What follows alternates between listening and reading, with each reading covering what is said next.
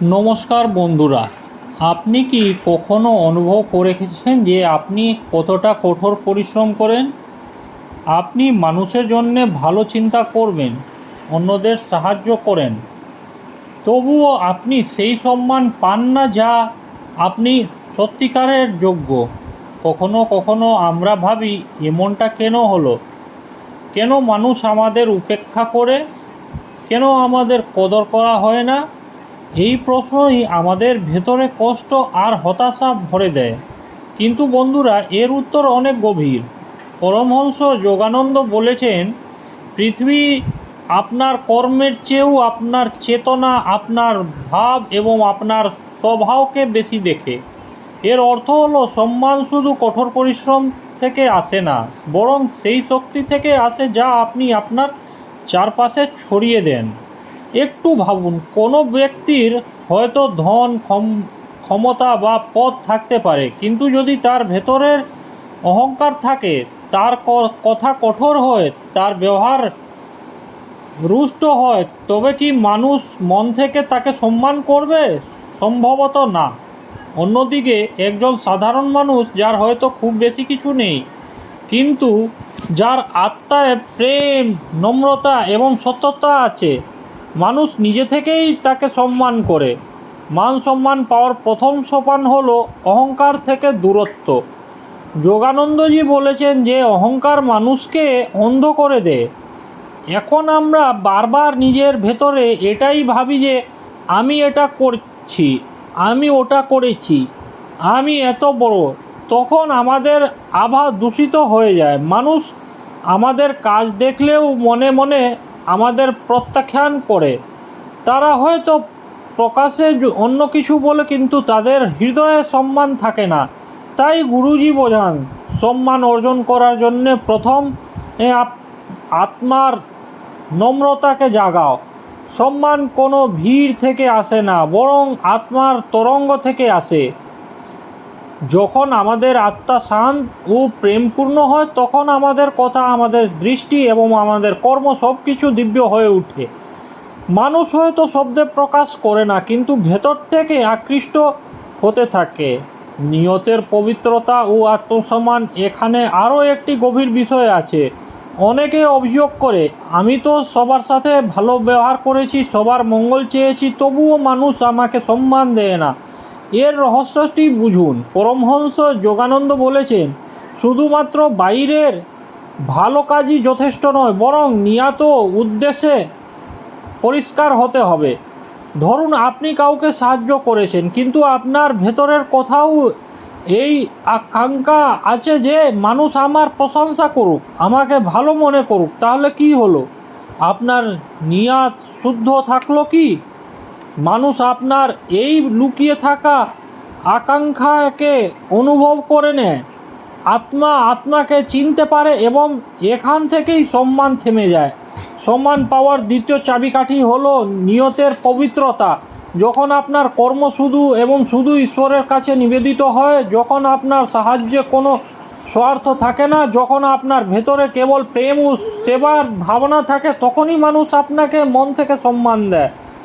ভাবুন, ভগবান রাম বা কৃষ্ণের সম্মান কেন হয়েছিল? শুধু এই কারণে নয় যে তারা বড় বড় যুদ্ধ জিতেছিলেন, বরং এই কারণে যে তাদের নিয়ত সব সময় ধর্ম, প্রেম এবং করুণার সাথে যুক্ত ছিল। যখন আপনিও সেই একই চেতনা নিয়ে কাজ করবেন, তখন মানুষ আপনার কাছেও বসে শান্তি অনুভব করবে। নিজেকে ছোট না ভাবা। যে তৃতীয় কারণে সম্মান থেমে যায়, তা হলো নিজেকে কম মূল্য দেওয়া। হ্যাঁ, এটিও একটি অদৃশ্য বাধা। অনেকেই বাইরে থেকে তো অন্যদের নিন্দা করে না, কিন্তু ভেতর থেকে নিজের সম্পর্কে নেতিবাচক চিন্তা করতে থাকে। আমরা মধ্য কিছু নাই, আমি ছোট্ট, আমি কোনো কাজের যোগ্য নই।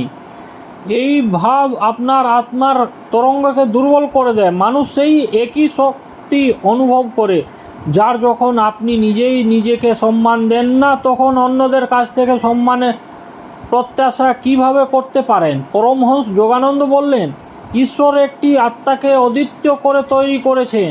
নিজেকে ছোট্ট মনে করা ঈশ্বরের সৃষ্টিকে অপমান করার সামিল। এর অর্থ এই যে আত্মসম্মান এবং আত্মস্বীকৃতি বাইরের সম্মানের মূল ভিত্তি।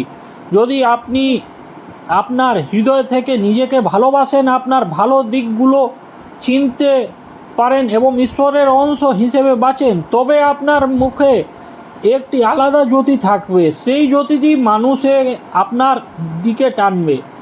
কথা ও আচরণের পবিত্রতা। এবার আমরা চতুর্থ গভীরতার দিকে আসি, কথা এবং আচরণের পবিত্রতা। অনেকেই বাইরে থেকে খুব ধার্মিক দেখায়, পূজা অর্চনাও করে, কিন্তু তাদের কথা কঠোর হয়।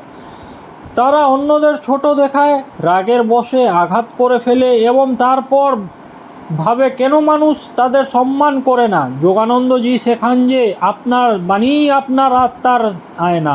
যদি আপনার কথা প্রেম দিয়ে ভেজা থাকে, যদি আপনার ভাষায় করুণা ও মাধুর্য থাকে, তবে মানুষ চাইলেও আপনাকে উপেক্ষা করতে পারবে না।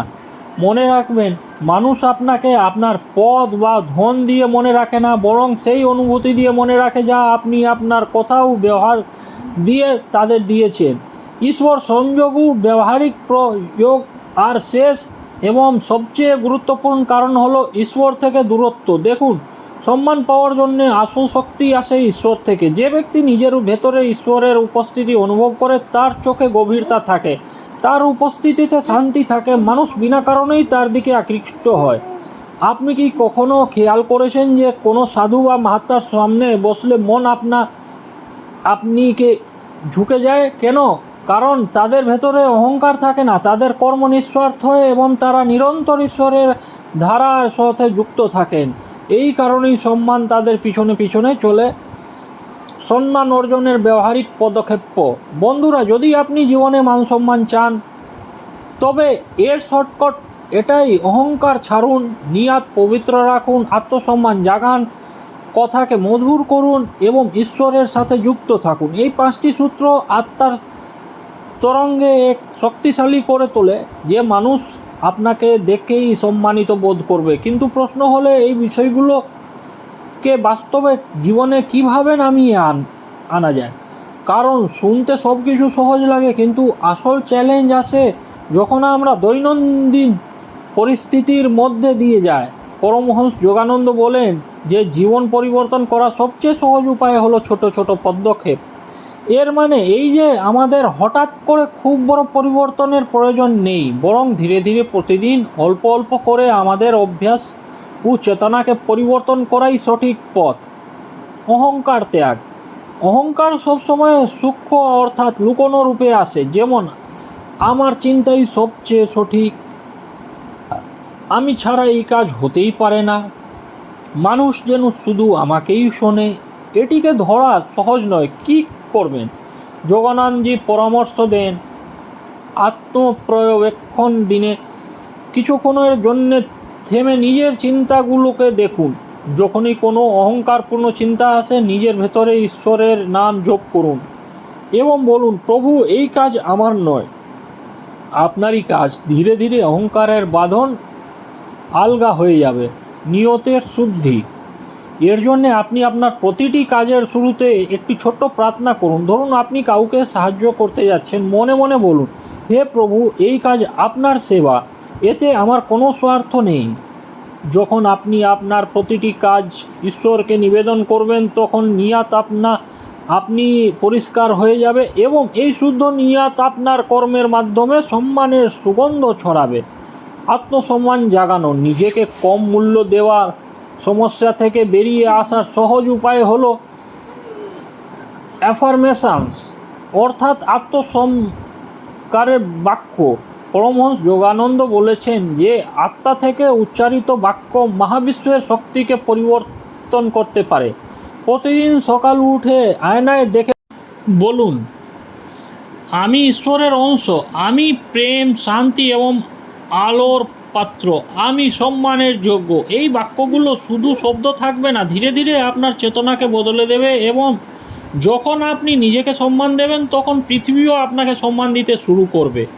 বাণী ও আচরণের পবিত্রতা। এটি সম্ভবত সবচেয়ে ব্যবহারিক অংশ, কারণ আমাদের জিহ্বা প্রায় সবচেয়ে বেশি দূরত্ব তৈরি করে। চেষ্টা করুন যে যখনই কথা বলবেন তাতে ধৈর্য এবং করুণা থাকবে। যদি কখনো রাগ এসেও যায় তবে সাথে সাথে উত্তর না দিয়ে কিছুক্ষণ চুপ থাকুন। মনে রাখবেন, শব্দ বাণের চেয়েও দ্রুত হয়। একটি আঘাতকারী শব্দ সম্পর্ক এবং সম্মান দুটোকেই নষ্ট করতে পারে। তাই যোগানন্দজি বলেন, প্রতিটি কথাকে আশীর্বাদ বানিয়ে দাও। যখন আপনি কারোর সাথে কথা বলেন তখন এই ভাব নিয়ে বলুন যে আপনার শব্দ যেন সামনের ব্যক্তিকে শক্তি দেয়, তাকে আপলিফ্ট করে।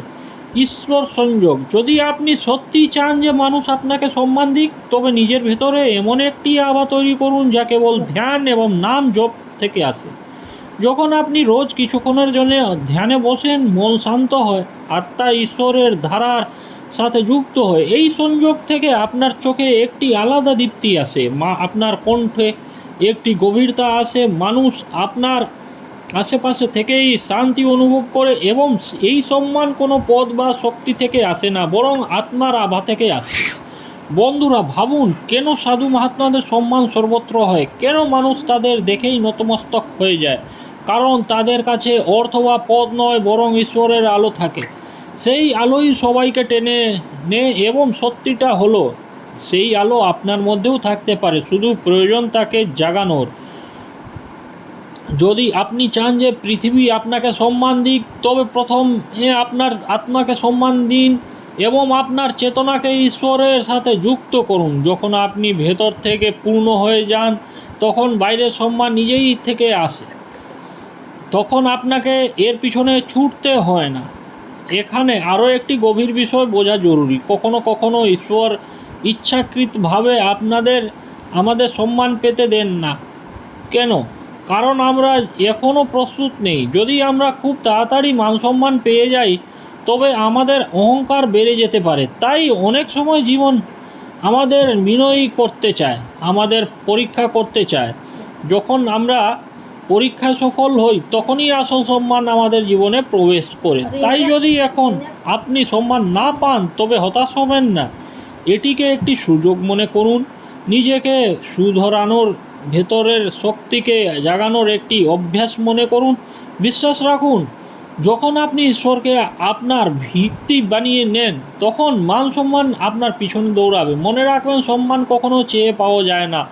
এটি তো আত্মার সুগন্ধ যা আপনার ভেতর থেকে বেরিয়ে চারপাশে ছড়িয়ে পড়ে। আপনি যদি প্রেম, করুণা, সত্য এবং ঈশ্বরের আলোতে পূর্ণ থাকেন, তবে পুরো পৃথিবী আপনাকে ঝুঁকে প্রণাম করবে। বন্ধুরা, আজকের এই আলোচনা থেকে শুধু এতটুকু মনে রাখবেন যে মান সম্মান পাওয়ার রহস্য বাইরে নয়, ভেতরে লুকিয়ে রয়েছে। অহংকার ত্যাগ করুন, নিয়াতকে পবিত্র করুন, নিজেকে সম্মান দিন, কথাকে মধুর করুন এবং ঈশ্বরের সাথে যুক্ত হয়ে যান। এটাই সেই পথ যা শুধু আপনাকে সম্মান দেবে না, বরং আপনার জীবনকে সত্যিকারের সুখ ও শান্তিতে ভরে দেবে। যদি এই বার্তা আপনার হৃদয় ছুঁয়ে থাকে, তবে এটি আপনার বন্ধু ও পরিবারের সাথে অবশ্যই শেয়ার করুন। কে জানে, হয়তো কারো জীবন বদলে যেতে পারে। এবং যদি আপনি এমন আধ্যাত্মিক এবং জীবন পরিবর্তনকারী কথা শুনতে চান, তবে চ্যানেলটি সাবস্ক্রাইব করতে ভুলবেন না। মনে রাখবেন, সম্মান কখনো বাইরে থেকে আসে না, এটি তো আত্মার আলো। আর যখন আত্মা আলোকিত হয়, তখন পুরো পৃথিবী আপনার কাছে মাথা নত করে। নমস্কার বন্ধুরা।